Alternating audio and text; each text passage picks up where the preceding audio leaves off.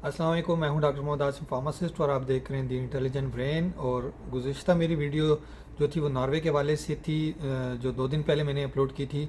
उसमें नॉर्वे के हवाले से मैंने बताया था कि फार्मासिस्ट क्यों जा रहे हैं, उसमें क्या रीज़न्स हैं, क्या अच्छी बातें हैं। कुछ चीज़ें मुझसे रह गई थी जो मैं इस वीडियो में ऐड करना चाहता हूँ। कुछ पॉइंट्स भी लोगों के थे, कुछ कमेंट्स भी थे, तो उस हवाले से मैं ज़रा ये बात डिस्कस कर रहा हूँ। सबसे पहले तो ये कि नॉर्वे के एग्ज़ाम के हवाले से लोग क्वेश्चंस कर रहे हैं कि नॉर्वे के एग्ज़ाम होता है, कोई कहता है, और कोई कहता है नहीं होता, कोई कहता है आइलेट्स होता है। तो ये बात मैं आपको क्लियर कर दूं कि आइलेट्स की यूजुअली ऐसे कोई रिक्वायरमेंट नहीं है, ठीक है। वहाँ पे बस नॉर्वेजियन लैंग्वेज एग्ज़ाम चाहिए होता है। आइलेट्स की रिक्वायरमेंट किसी और प्रोसीजर के लिए हो सकता है, अगर फर्दर एजुकेशन वगैरह के लिए उन्होंने डाला हो तो वो हो सकता है। अदरवाइज़ अभी तक जितने मेरे फ्रेंड्स हैं और जितनों को मैं जानता हूँ, उन्होंने किसी ने आइलेट्स वगैरह नहीं दिया और ना कोई ऐसी रिक्वायरमेंट है। अब आ जाती है एग्ज़ाम के लिए जो इनिशियल आप अप्लाई करते हैं ना, ठीक है। मैंने खुद भी अप्लाई किया था, मैं झूठ नहीं बोलूँगा, अप्लाई किया था और उसमें कोई एग्ज़ाम की रिक्वायरमेंट नहीं थी। लाइसेंस आपको मिल जाता है with in 7 to 8 month, 9 month maximum लग जाते हैं। वैसे मेजॉरिटी का 6 मंथ, 5 मंथ, 7 मंथ इस तरह लगा। 5 to 7 मंथ मेजॉरिटी का लगता है। कुछ ऐसे लोग भी हैं जिसका 3-4 मंथ में भी आ गया। वो जो इनिशियल लाइसेंस होता है, ठीक है, वो ऑथराइजेशन उसको कहते हैं, वो आपको मिल जाती है। उस बेस पे आपको वीज़ा भी मिलता है। वीज़ा मिल गया, आप जाके वहाँ पे जब वो वहाँ पे लैंग्वेज दे क्लियर करते हैं। लैंग्वेज का एक्चुअली जो है ना, वो नॉर्वेजियन लैंग्वेज के लिए आपको पढ़ना पड़ता है और वो एग्ज़ाम देना होता है, वो नॉर्वेजियन लैंग्वेज का होता है। उसके बाद आपकी वहाँ पे जॉब होती है, इंटर्नशिप सॉरी। और वो उस इंटर्नशिप के हवाले से वो एग्ज़ाम होता है जिसमें कैलकुलेशंस होती हैं। वो इतना डिफ़िकल्ट नहीं होता। वो उसकी 3 अटैम्प्ट्स होती हैं और 3 अटैम्प्ट्स में आपने वो एग्ज़ाम क्लियर करना होता है और वो इतना मुश्किल काम नहीं है, वो हर कोई क्लियर कर सकता है। तो कोई ये लोग मुझे ये हैरानगी होती है, लोग कहते हैं कि यार ओहो एग्ज़ाम देना पड़ेगा तो हम तो नहीं कर सकते। यार अगर आप ये चीज़ें सोचोगे ना तो आप कहीं भी नहीं जा सकते। क्यों? आपने 5 साल एग्ज़ाम नहीं दिए, 5 साल एग्ज़ाम दिए हैं मेरे ख्याल से। अगर सेमेस्टर सिस्टम आपने 10 दफ़े एग्ज़ाम दिया है और सेमेस्टर सिस्टम नहीं है तो अगर एनुअल सिस्टम है तब भी आपने 5 दफ़ा तो एग्ज़ाम एनुअल दिया है और मिड टर्म का एग्ज़ाम डाल के आपका 10 दफ़ा वो भी बन जाता है। तो मेरे ख्याल से कोई इतनी बड़ी बात नहीं है। अगर सेमेस्टर सिस्टम है तो आप वैसे अगर मिड टर्म्स वगैरह एग्ज़ाम डालते हैं तो उसमें आप 20 दफ़ा एग्ज़ाम दे देते हैं। जो एग्ज़ाम आप दे चुके हैं तो थोड़ी सी तैयारी कर लें। वो आपको उसी इंटर्नशिप बेस्ड एग्ज़ाम होते हैं, वो इतना मुश्किल नहीं होता। इतने लोगों ने क्लियर कर लिया है अभी तक। कोई एका दुक्का वापस आए हैं जिनकी अपनी नाअहली थी, कोई और रीजंस थी। तो अगर आप ये कहते हैं कि यार ये नहीं हो सकता तो ये फिर आप कुछ भी नहीं कर सकते। दुनिया में कहीं भी चले जाए, मेहनत करनी पड़ती है, ठीक है, मेहनत शर्त है। अब इसके अलावा उसमें मैंने एक और चीज़ जो मैं स्किप कर गया था वो था जो फोर्थ कंट्री था वो स्वीडन है, ठीक है। डेनमार्क, फिनलैंड, नॉर्वे और स्वीडन, ये सेचुरेशन जो है ना वहाँ पे इसलिए नहीं हो सकती। कुछ लोग कहते हैं कि यार अब तो वहाँ पे सेचुरेशन हो जाएगी, दुबई वाला हिसाब हो जाएगा। नहीं, ऐसा कुछ नहीं हो सकता, क्योंकि उन लोगों को दुनिया में आप कहीं भी चले जाएं फार्मासिस्ट की रिक्वायरमेंट है। और ये वीडियो मैं जो है तो इसमें इनके हवाले से, बाकी कंट्रीज़ के हवाले से भी वीडियो बना रहा हूँ इंशाल्लाह, वो भी आप लोगों को क्लियर करूँगा। लेकिन आपको ये भी मैं बता दूं कि सिचुएशन वहाँ पे इसलिए पॉसिबल नहीं है क्योंकि वो कंट्रीज़, आप जब नॉर्वे के लाइसेंस ले लेते हैं ना और वहाँ पे आप प्रैक्टिस के लिए एलिजिबल हो जाते हैं, प्रैक्टिस करने लग जाते हैं, तो फिर आप उस बेस पे उन जो बाकी 3 कंट्रीज़ हैं, फिनलैंड हो गया, उसके अलावा स्वीडन हो गया और डेनमार्क हो गया, वहाँ पे आप मतलब एक ही जॉब कर सकते हैं, वहाँ के लिए एलिजिबल हो जाते हैं, ठीक है।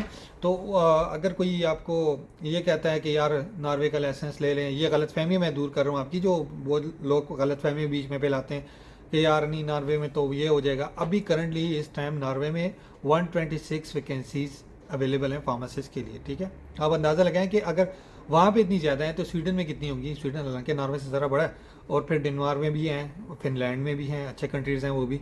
तो वैकेंसीज़ वहाँ पे हैं।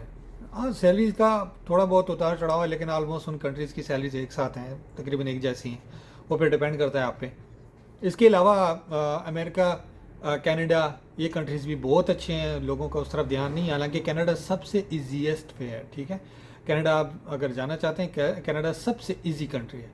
तो अगर कोई इसके बारे में भी इंशाल्लाह मैं नेक्स्ट वीडियोस बना रहा हूँ। कनाडा और सारी जितने भी कंट्रीज़ हैं जो आजकल रिक्वायरमेंट है उनके बारे में इंशाल्लाह मैं बना रहा हूँ। और कुछ लोग कह रहे हैं ऑस्ट्रेलिया का, तो ऑस्ट्रेलिया का भी मैं इंशाल्लाह वीडियो बनाऊंगा। लोग इस बारे में काफ़ी हाइप दी गई है, लेकिन कुछ गलत फहमियाँ उस बारे में पाली गई हैं, वो भी मैं उसमें क्लियर करूँगा कि उसमें क्या ऐसी मिथ है कि लोगों ने जो है तो उसको बहुत हाइप दे दी है। हालांकि ऑस्ट्रेलिया का जो है तो बहुत एक्सपेंसिव पड़ता है। ठीक है, हमने क्योंकि पाकिस्तानी आप की करेंसी इतनी डाउन है, तो आपके सबसे ईजीएस्ट वे और सस्ता पड़ता है फ़िलहाल जो है तो कनाडा सबसे ईजीएस्ट और सस्ता कंट्री। ठीक है, लेकिन टाइम लेते हैं, हर चीज़ टाइम लेती है, 1.5 साल का प्रोसेस हर कंट्री का होता है। ठीक है, वहाँ उन कंट्रीज़ में जाने में टाइम लगता है, लेकिन वहाँ पे स्टे करने में आपका लाइफ सेव हो जाती है। गल्फ़ कंट्रीज़ में आने के लिए तो आसानी है, लेकिन रहने के लिए फिर बड़ी मुश्किलात होती हैं बाद में। फिर आपको स्टे के लिए मतलब आप ये कि परमानेंट स्टे तो नहीं कर सकते ना आप, मतलब एट द एंड आपको कभी ना कभी तो वापस जाना होता है। तो आप ऐसी कंट्री चूज़ करें जहाँ पे आपके लिए स्टे ज़्यादा हो। फॉर एग्जांपल आप गल्फ़ कंट्रीज़ में देखें तो सऊदी अरब इस टाइम सेचुरेशन हो गई है, दुबई है सेचुरेटेड है ऑलरेडी, सबको पता है। कतर है, इतनी अपॉर्चुनिटीज़ नहीं है वहाँ पे, अच्छा कंट्री है लेकिन अपॉर्चुनिटीज़ इतनी नहीं है, लेकिन बहुत अच्छा कंट्री है। अगर सैलरीज़ के हवाले से देखा जाए फार्मासिस्ट के गल्फ़ रीजन में जो सबसे बेहतरीन सैलरीज दे रही है वो कतर है, और उसके बाद सऊदी है, फिर उसके बाद जो है तो बाकी कंट्रीज़ आती हैं। ओमान भी दे रहा है, लेकिन ओमान में फिर थोड़ी वैकेंसीज़ हैं, अच्छी है, लेकिन पाकिस्तानियों के लिए थोड़ी मुश्किलात हैं वहाँ पे जाने में, थोड़ा वीज़ा वगैरह वो थोड़ा प्रॉब्लम करते हैं, ये इशू है वहाँ पे। कुवैत में फिर एक सिस्टम है कि कुवैत में अगर आप जाते हैं तो कुवैत में ये इशू है कि आपको वहाँ से वो गवर्नमेंट के थ्रू हायरिंग करते हैं, उनका और सिस्टम ज़रा डिफरेंट है। ठीक है, और छोटा सा कंट्री है तो कैसे उसमें इतनी वैकेंसीज़ होंगी, जो निकलती हैं कि दुका निकलती हैं, कोई इतना खास नहीं है। तो इसीलिए उन कंट्रीज़ के हवाले से बहरीन का भी कहने तो वो भी बहुत छोटा कंट्री है। इवन कि सऊदी अरब का जो रियाज है ना, रियाज सिटी, ये बहरीन के जो बहरीन का पूरा मुल्क है ना उससे बड़ा है ये। तो आप अंदाज़ा लगा लें कि वहाँ पे कितनी वैकेंसीज़ होगी। अब वहाँ पे इतनी वैकेंसीज़ नहीं हो सकेगी, छोटा सा कंट्री है। तो बहरहाल उन कंट्रीज़ की तरफ जाएं जहाँ पे आपका बन सकता है, क्योंकि हम खुद जो है तो मैं काफ़ी टाइम से इसका प्रोसेस, मैंने साउथ अफ्रीका का भी प्रोसेस किया था, अनफॉर्चुनेटली वो खुद फिर छोड़ दिया था मैंने कुछ रीजंस की वजह से। तो साउथ अफ्रीका भी बहुत अच्छा कंट्री, अगर आपका चांस लग रहा है तो मैं आपको कहूँगा कि गो अहेड।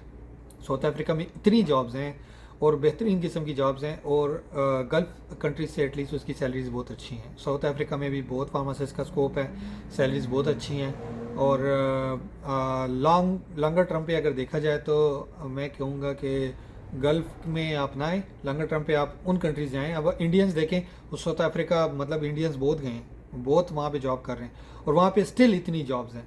और अमेरिका में देखें, पाकिस्तानी फार्मासिस्ट सिर्फ इन कंट्रीज़ के इर्द गिर्द घूम रहे हैं, वो उधर की तरफ नहीं जा रहे।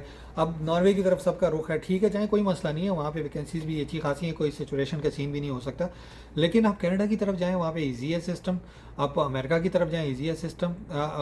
अमेरिका का थोड़ा मुश्किलात हैं वैसे, लेकिन वो मैं क्लियर करूँगा कि आजकल थोड़ा सा वो लिमिटेड कुछ ऑप्शन दे रहे हैं आपको, तो वो भी पॉसिबल है। देखिए, नामुमकिन कुछ भी नहीं, अप्लाई करें, अप्लाई करने में क्या जाता है।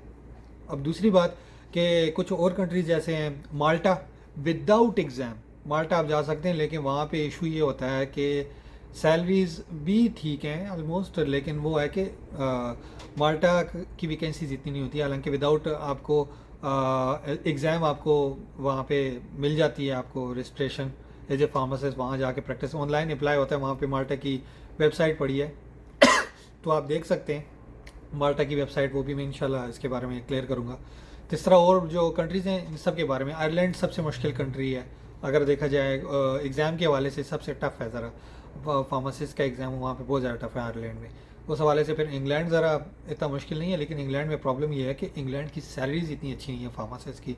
जो एक गलत फहमी फैलाई गई है कि इंग्लैंड में इस तरह है, ये है वो है। यार इंग्लैंड का मेरे खुद दोस्त हैं वहाँ पे जो सैलरीज मिलती है, इवन एक ट्रक ड्राइवर जो है ना, ट्राला जो चलाता है वो उससे अच्छा कमा लेता है। तो मैं झूठ नहीं कहूँगा, सैलरी अच्छी है, लेकिन उस हवाले से देखा जाए अगर आप कंपैरिजन करें तो उससे एक ट्रक ड्राइवर की सैलरी अच्छी है और फार्मासिस्ट की सैलरी इतनी नहीं है। तो अगर जैसी होनी चाहिए एक फार्मासिस्ट की वैल्यू, वहाँ पे वैल्यू है, लेकिन सैलरी अच्छी नहीं है, ये मैं आपको बता दूँ। एक्सपेंसेस के लिहाज से और बाकी चीज़ों के लिहाज से आप पाकिस्तानी में काउंट ना करें। आप अगर किस कंट्री में जाते हैं ना, तो वहाँ पे उस कंट्री के हिसाब से आप काउंट करें कि वहाँ पे क्या हिसाब होता है, ठीक है। तो ये इंशाल्लाह मैं हर कंट्री का डिफरेंट जैसे जैसे मुझे टाइम मिलता है मैं हर चीज़ प्रोसेस भी, ये नॉर्वे का प्रोसेस भी मुझे इंशाल्लाह इस पर वीडियो बनानी है कंप्लीट। अनफॉर्चुनेटली मेरे पास इतना टाइम नहीं है, थोड़ा सा बिजी हूँ, तो मैं कोशिश करता हूँ कि सारी मैं वीडियो बना के इंशाल्लाह हर चीज़ एक एक चीज़ आपको क्लियर करूँगा कि कैसे करना है और इसमें कितनी पेमेंट आपकी आएगी, वो सारी हर चीज़ में इंशाल्लाह क्लियर करूँगा अलग अलग। Thank you.